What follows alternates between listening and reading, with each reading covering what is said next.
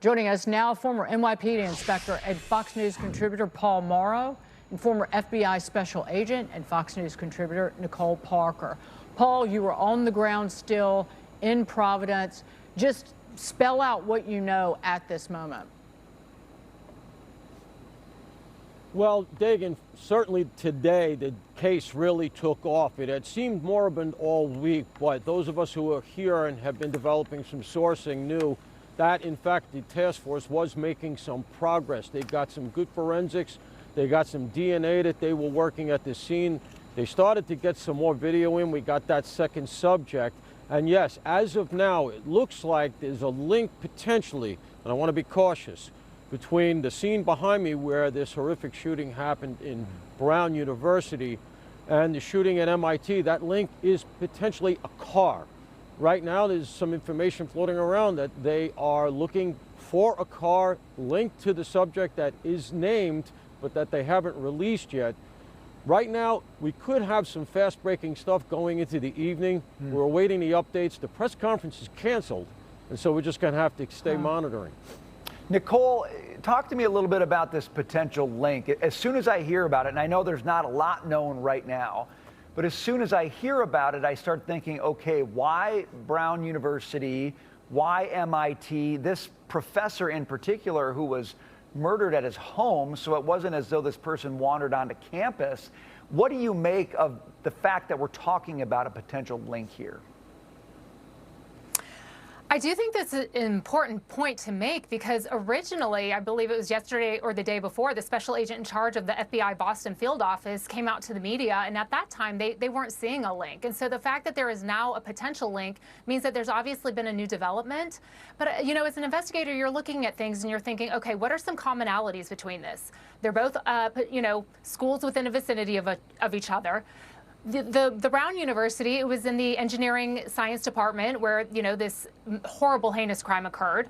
MIT, he's a link to an engineering school, obviously linked to sciences. And that's what they're going to be looking at. What is the commonality that could potentially link them? But my understanding is that there are unconfirmed reports that there was a Nissan Sentra that was seen potentially in both areas, but that they had different license plates from different states. And that doesn't mean much because we all know that criminals, they are smart in many ways, and they could easily switch out a plate so that a license plate reader would not potentially pick up the same plate, but it could potentially be the same vehicle. But again, that's very preliminary to know. But I think a big difference that gives us hope today versus a few days ago is, you know, we had a person of interest a few days ago and then they were let go. And everyone's like, oh, you know, that's very disappointing, but that does happen in investigations.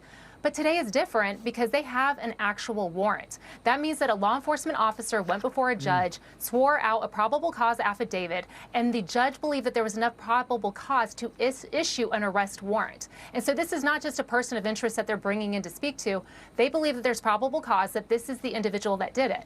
And the fact that we do not yet have the press conference, I know it's disappointing because we all want to understand what's happening, but from a law enforcement perspective, sometimes less is more. And let the law enforcement officers do their job. If they've identified the individual, they could very well be running down leads and potentially trying to find this subject. Right now, you do not want to tip this person off. That's not what you want. If they need the public's help at that appropriate time, they will do that. But behind the scenes, you've got analysts that are running down a profile of who this individual is. They're searching everything, scrubbing their social media, all of their digital, you know, networks, all of their footprint, every ounce of evidence that they have. They're running it down right now. Right. And so it's sometimes better to run that investigation and put the person in handcuffs. If they need the public's help in locating this individual, they will certainly ask. Hey, Paul, and the longer the subject is not apprehended, the police, law enforcement, they count on the person, the perp,